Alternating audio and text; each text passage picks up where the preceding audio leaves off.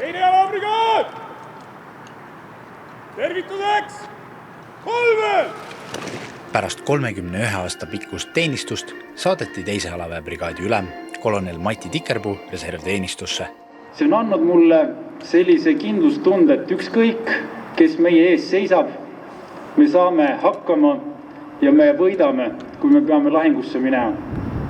Teist jalaväebrigaadi hakkab uuest aastast tema asemel juhtima kolonel leitnant Anti Viljaste. Tuut on hoida ja kaitsta teise jalaväebrigaadi lippu.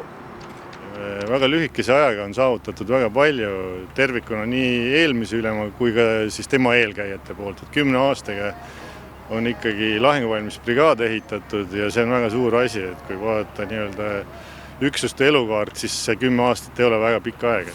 Aga ma loodan, et ta jääb ka igatsema teist jalaväebrigaadi.